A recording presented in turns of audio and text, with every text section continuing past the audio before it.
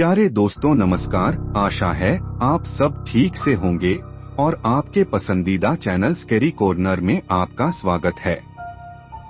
मेरी कहानियों को सुनने वाले सभी प्यारे लोगों के लिए अपना तहे दिल से धन्यवाद। आप सभी से थोड़ी गुजारिश है, आए कोई प्यारा कमेंट जरूर करें, जिससे मुझे बहुत मोटिवेशन मिले और मैं और भी अच्छी और डरावनी कहानियों आपके सामने पहुंचा सकूं। शमशान की डायरी एक बेहद ही डरावनी कहानी है, जो एक सच्ची घटना पर आधारित है। एक शोध के लिए पुराना बंद शमशान घाट जाने वाले पत्रकार विवेक मिश्रा अधजली एक डायरी मिल जाती है, जो कि साधारण किसी डायरी की तरह नहीं है, बल्कि एक आत्मा की बंधक कहानी है। जैसे जैसे विवेक डायरी के पन्ने पलटता है, अतीत और वर्तमान की सीमाएं टूटने लगती हैं। घाट की अधूरी आत्माएं जाग उठती हैं और विवेक धीरे धीरे खुद उस डायरी का हिस्सा बनता चला जाता है। डर, रहस्य और झकझोर देने वाले ट्विस्ट से भरी यह कहानी आपको सोचने पर मजबूर कर देगी। क्या कुछ डायरी सिर्फ पढ़ने के लिए होती हैं, या वो किसी को बुलाने का जरिया भी बन सकती हैं? स्थान बनारस के बाहरी इलाके में स्थित एक पुराना शमशान घाट नरहरी घाट। समय अक्टूबर 2017। विवेक मिश्रा 29 साल का पत्रकार लोकल अखबार के लिए अजीबोगरीब घटनाओं पर लेख लिखता था।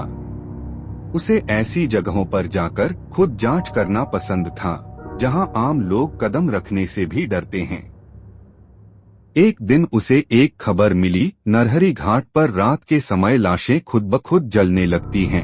ये घाट करीब 80 साल पुराना था और अब लगभग बंद हो चुका था। वहां अब शव जलाने की अनुमति नहीं थी, लेकिन ग्रामीणों का कहना था कि कई बार रात में धुआं उठता है और जलती हुई लकड़ियों की गंध आती है। रात के 11:15 बजे चारों ओर सन्नाटा था। पेड़ों की शाखाएं हवा में ऐसे हिल रही थीं जैसे किसी ने उन्हें पकड़ रखा हो। घाट पर घुसते ही एक अजीब सी गंध आई, जैसे जलती हुई देसी लकड़ी और कुछ सड़ा हुआ मांस। विवेक के हाथ में टॉर्च, बैग में कैमरा और ऑडियो रिकॉर्डर था। जैसे ही वो घाट की सीढ़ियों पर पहुंचा, उसे एक टूटी फूटी पुरानी डायरी मिली। वो आधी जली हुई थी, मगर कुछ पन्ने अब भी बचे थे।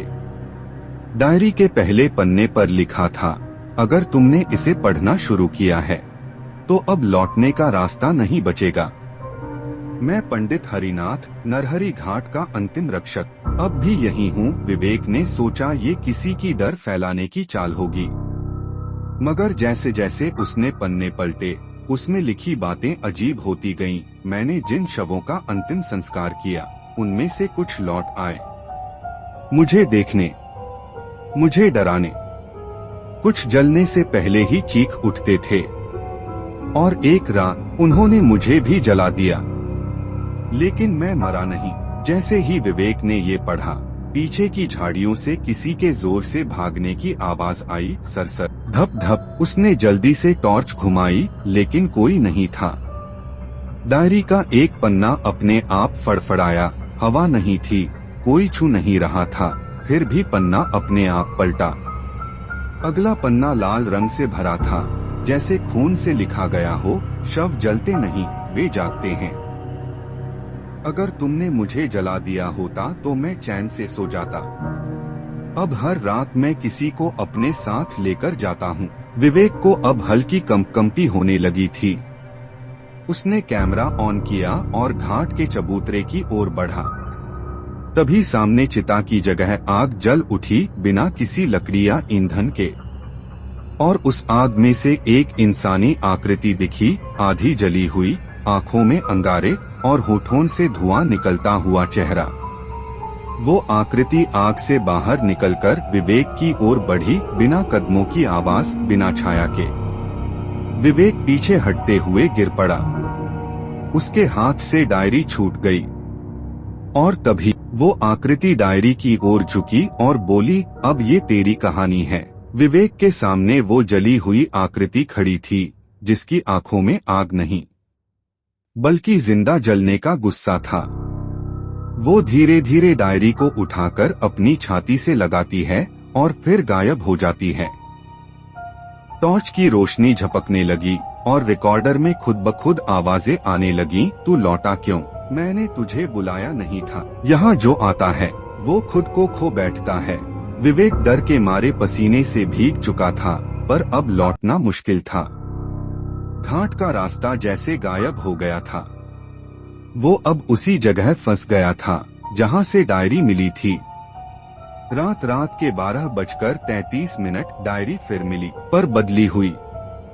डायरी मीन पर फिर से प्रकट हो गई, मगर अब उसका कवर ताजा खून से सना था।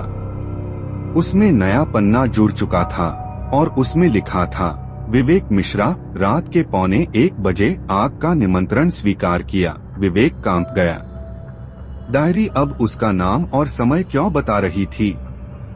वो किसी किताब को नहीं बल्कि किसी शाप को पढ़ रहा था। पीछे से अचानक किसी ने उसके कान के पास फुसफुसाया, जैसे तू पढ़ रहा है वैसे तुझे पढ़ा जा रहा है। विवेक झटके से पीछे मुड़ा, कोई नहीं था। रात के 12:40 घाट का चबूतरा। विवेक ने घाट के बीचों बीच एक पुराना लोहा जड़ा हुआ तख्ता देखा। उस पर लिखा था, पंडित हरिनाथ, अंतिम संस्कार करता, आत्मा मुक्ति अधूरी। वो समझ चुका था डायरी हरिनाथ की थी, लेकिन सवाल था उसकी आत्मा आज भी क्यों भटक रही है। तभी उसे एक और लाश दिखाई दी, मगर ये ताजा थी। उसके कपड़े वैसे ही थे जैसे विवेक के, और चेहरा वो खुद था। लाश की आंखें अचानक खुल गईं और वो सीधा बैठ गई। तू आ गया, अब मैं जा सकता हूँ। वो लाश बोल रही थी और उसकी आवाज बिल्कुल विवेक जैसी थी। विवेक चीखता हुआ पीछे हट गया। उसने कैमरा उठाया और वहां से भागा। विवेक ने सोचा कि किसी तरह गंगा के रास्ते इस जगह से निकल सकता है। जैसे ही वो नाव की ओर बढ़ा, पानी में कुछ हरकत हुई। एक एक करके जलती हुई उंगलियां पानी से बाहर आईं। फिर चेहरा आधा जला हुआ। हरिनाथ, हरिनाथ की आत्मा। मैंने आत्माएं मुक्त की थीं, लेकिन एक को मैंने अधूरा जला दिया। वो वापस आई और अब मैं यही कैद हूँ। अब बारी तेरी है। हरिनाथ की आत्मा ने विवेक की गर्दन पकड़ी और पानी में खींच लिया। विवेक को ऐसा लगा जैसे उसका शरीर किसी और दुनिया में खींच रहा हो। पानी ठंडा नहीं था, उबलता हुआ गर्म था, जैसे वो जलती हुई चिता के नीचे हो। आंखें खोलने पर वो खुद को एक अंधेरी सुरंग में देखता है, जहां हर तरफ चीखें, जली हुई हड्डियां और अधूरी चिताएं पड़ी थीं। एक जलती हुई औरत की आत्मा, बिना चेहरा, सिर्फ मांस और राख से बनी आकृति, सीधा उसकी ओर भागती है और चीखती है, मुझे अधूरा जलाया था, अब तुझे पूरी तरह जलाऊंगी। विवेक की चीख गूंजने ही वाली थी कि अचानक वो पानी से बाहर आ गया। वो घाट पर वापस था, लेकिन अब सब कुछ बदल चुका था। घाट अब पहले से भी नया और चमकदार दिख रहा था। चिताएं जल रही थीं। लोग मौजूद थे, पर कुछ गड़बड़ थी। विवेक धीरे धीरे घाट की सीढ़ियों से ऊपर चढ़ा। वहां एक आदमी बैठा था, सफेद धोती में, गले में रुद्राक्ष, मगर चेहरा छाया में। आ गए? उस आदमी ने कहा, अब तू ही अंतिम संस्कार करेगा, जब तक कोई और न आए। विवेक, नहीं, मैं सिर्फ रिपोर्टिंग करने आया था, मुझे जाने दो। आदमी मुस्कराया। वो डायरी किसी को नहीं मिलती, वो खुद चुनती है अगला रक्षक। और उसी वक्त विवेक के सामने वो डायरी फिर से प्रकट हुई, पर इस बार उसका नाम सिर्फ एक जगह नहीं था, हर पन्ने पर विवेक मिश्रा लिखा था। डायरी से खून टपकने लगा और हर पन्ने पर विवेक की मौत के अलग अलग दृश्य दिखने लगे, जलते हुए, आत्माओं से घिरा हुआ, खुद को आग लगाते हुए। अचानक पीछे से किसी ने कहा, तू बच गया। मगर मैं नहीं, वो हरिनाथ था, मगर अब उसकी आत्मा शांति में थी। मैंने एक आत्मा अधूरी जलाई थी, वो मेरी नहीं, मेरी पत्नी की थी। वो मुझे लेने आई थी। अब तू उसकी जगह है। हरिनाथ गायब हो गया।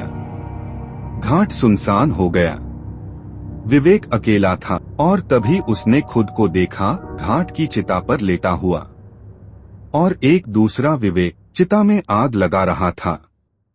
अब विवेक दो जगह था, एक जो मर चुका था और एक जो वो डायरी बन चुका था। अगली सुबह एक नया रिपोर्टर घाट पर आया, नाम दीपक चौबे। उसे डायरी मिली, वही आधी जली हुई, और पहले पन्ने पर लिखा था, अगर तुमने इसे पढ़ना शुरू किया है तो अब लौटने का रास्ता नहीं बचेगा। शमशान की डायरी की कहानी यह दिखाती है कि कुछ रहस्य ऐसे होते हैं जिन्हें जानना एक सांप को जगाने जैसा होता है। पत्रकार विवेक मिश्रा सिर्फ एक खबर की तलाश में उस शमशान घाट पहुंचा था, लेकिन वहां मिली डायरी ने उसकी जिंदगी को हमेशा के लिए बदल दिया। वो डायरी जो कभी पंडित हरिनाथ की थी, असल में एक शापित दस्तावेज थी जिसमें वो आत्माएं कैद थीं जिन्हें कभी अधूरा जलाया गया था। हरिनाथ की आत्मा तब तक मुक्त नहीं हो सकी जब तक कोई उसकी जगह लेने को न तैयार हो, और विवेक वही बन गया। अब वो खुद एक रक्षक है उस घाट का, जहां हर रात एक नया चेहरा जलाया जाता है और हर सुबह डायरी का पहला पन्ना फिर से किसी नए नाम से भर जाता है।